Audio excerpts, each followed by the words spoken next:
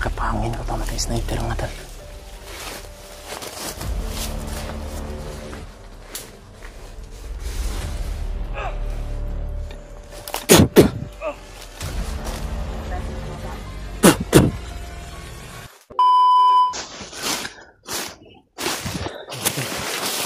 Patuloy pa rin ako mga tol sa paglalakbay mga tol. Patungo din sa sinasabi ng mga kalaban mga tol. Bandido. Pagdadalhan daw ng aking asawa mga tol. Dahil sa nabalitaan ko mga tol, ilalakbay daw yung asawa ko. At yun si Brad Pidot, ay nakita ko naman yun na nilakbay ng mga bandido. Itatagpo pala sila mga tol.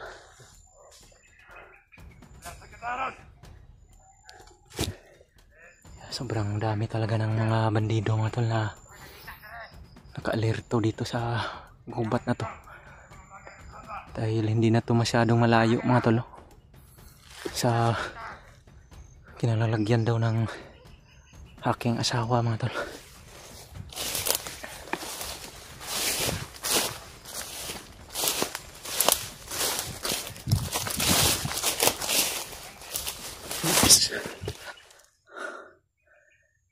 Marami sila sa bandang unahan mga tol. Ito yung mga kasamahan na mga naiwan, yung pinatay ko mga tol. Yan. Mayroong sniper mga tol. Yan yung pinakakatakutan ko mga tol kung makikita ako. Yan o. Sniper yan mga tol.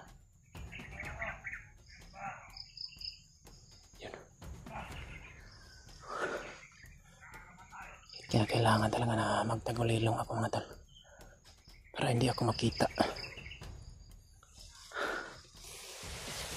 Yan. Bumaba na yung naka-sniper.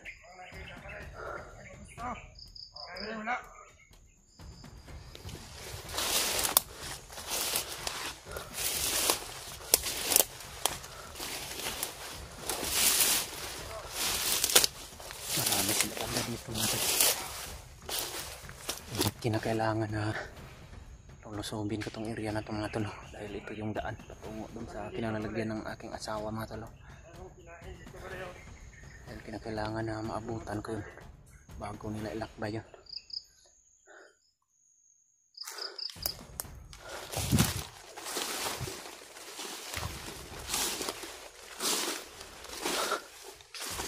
Gagapangin ko tong mga nakabantay dito mga tol.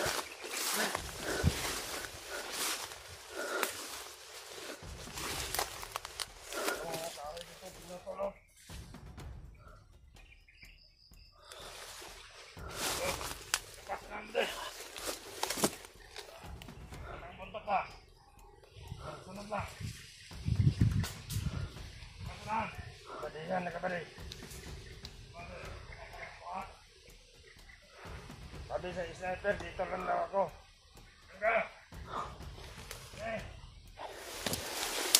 Ano siya? Ito yung sniper mga tol. Balik ako balik.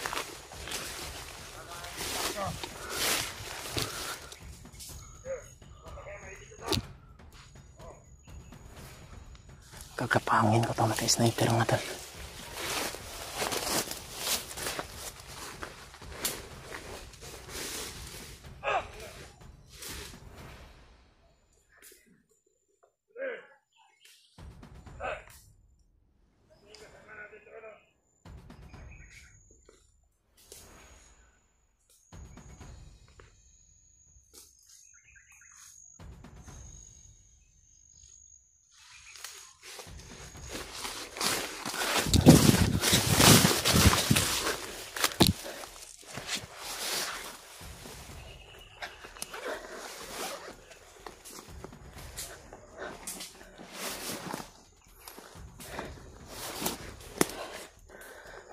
Kunin ko muna yung baril ko sa bagong mga tol.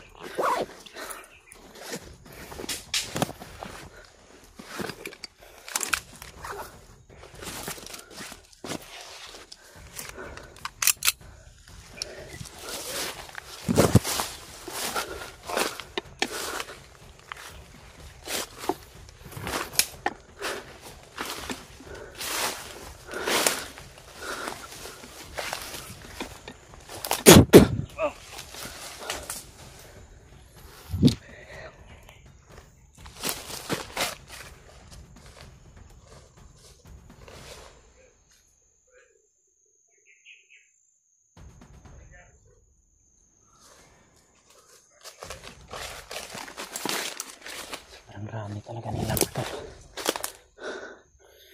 Tatago ko muna itong isang patay na ito mga tol. Ang matang maligay. Yung mga kidney o mga organ si pangawa na. Ako na niya kao, mawa. Hindi ito magpamot. Pagyalan.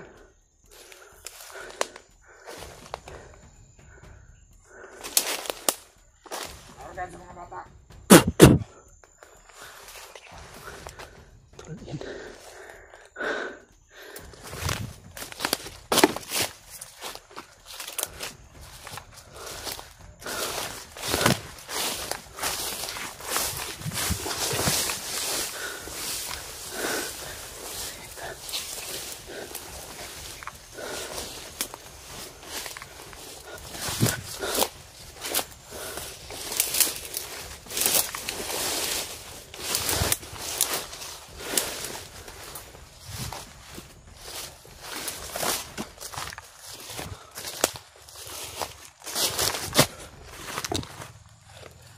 Natapilok yung paa ko mga tol.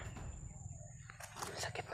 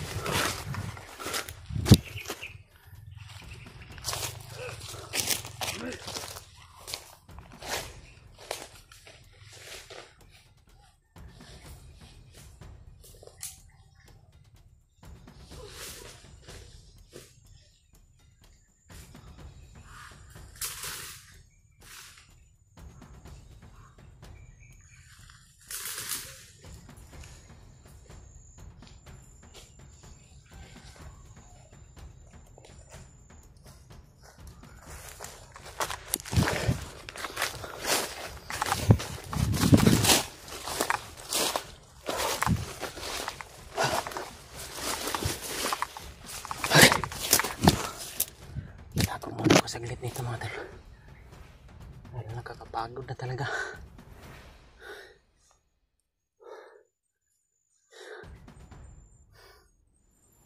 Buti na lang talaga hindi nila ako nababantayan.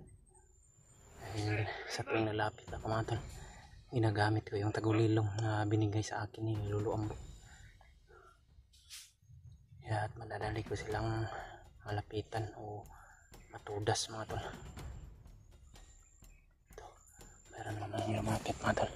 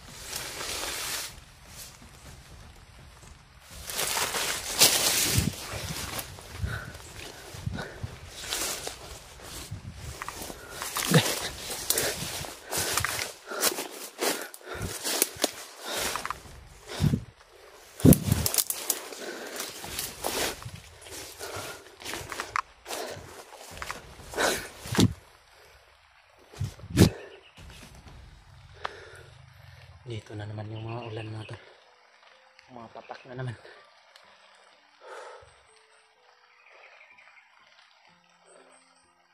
Sobrang hirap talaga yung mga sitwasyon namin mga tol. Lalong lalo na pag nag-iisa lang. Kagaya ng mga napagdaanan namin ngayon. Ngunit alam ko rin po mga tol na isa lang din itong mga pagsubok. Para malaman din namin at kakayanin din namin kung sakaling darating yung mga panahon na ganito yung sitwasyon mga tol.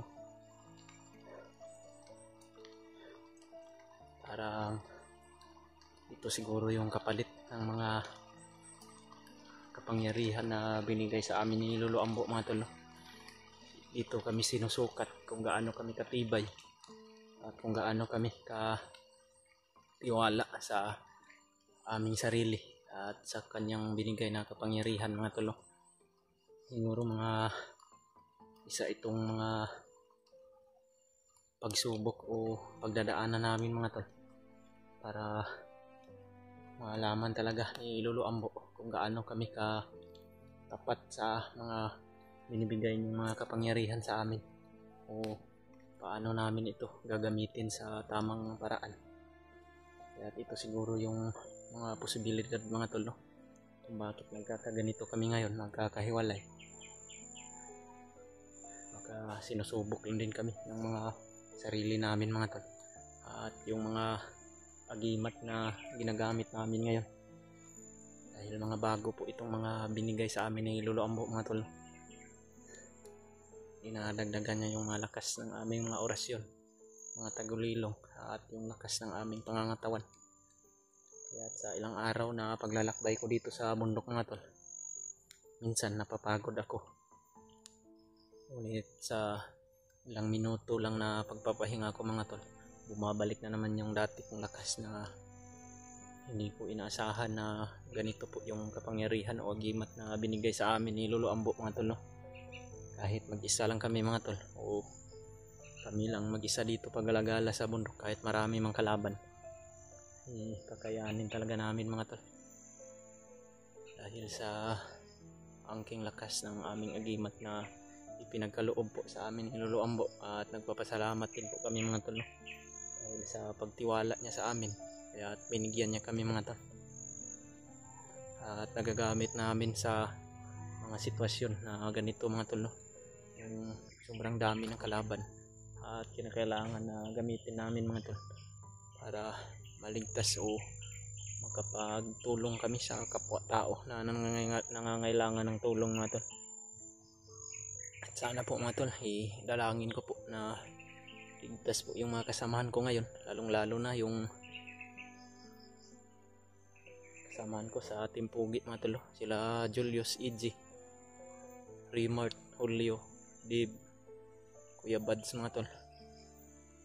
At sobrang laking tiwala ko naman din sa kanila mga tol. Sobrang matatapang din yung mga tao na yun at sobrang lakas din ng loob, handang itaya yung buhay nila makatulong lang sa kapwa-tao na nangangailangan ng tulong, lalong lalo na sa mga kasamahan namin mga tol, no?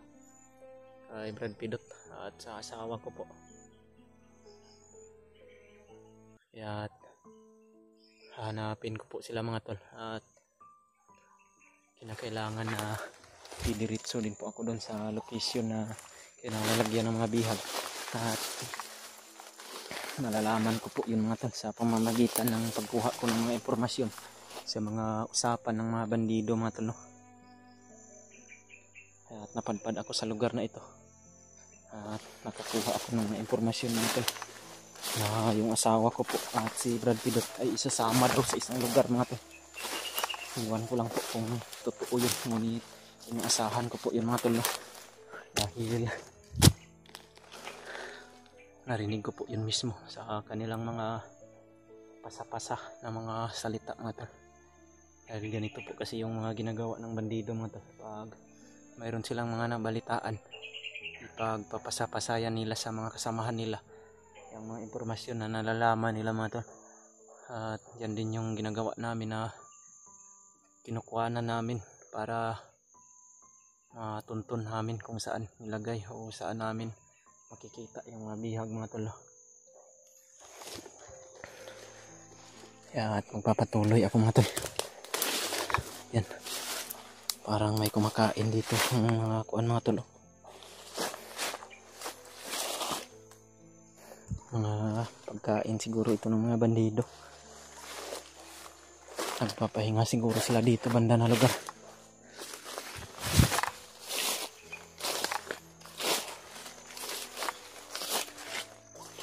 Sa sobrang lawak din ng gubat mga tol, mahihirapan talaga kami sa paghanap sa mga bihag mga tol, dahil nilipat-lipat ilan ng lugar mga tol.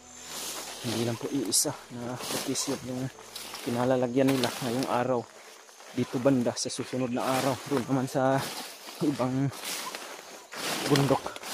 Kaya masusundan man namin mga tol, ngunit hindi agad-agad dahil sa palipat-lipat po sila ng destinasyon mga tol, no?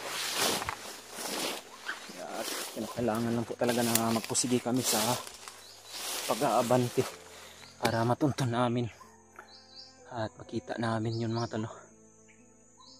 Nagpapasalamat rin ako sa mga kasamahan ko, sa mga suporta ninyo mga tol, sa inyong pag laging nakaantabay sa aming mga video at sa mga suporta nyo po mga tol. Shout out po sa inyong lahat dyan mga tol. At maraming salamat po sa mga mensahe na inibahagi ninyo sa bawat upload ko na video, at binabasa ko po yung mga comment nyo mga tol para madagdagan din yung mga kaalaman ko at malalaman ko din po yung mga impormasyon kung saan yung mga kasamahan ko. Kaya nagpapasalamat po ako ng lubos sa inyo mga tol, at sa pagmi-message nyo po mga tol, no, sa akin. Kaya salamat po talaga mga tol.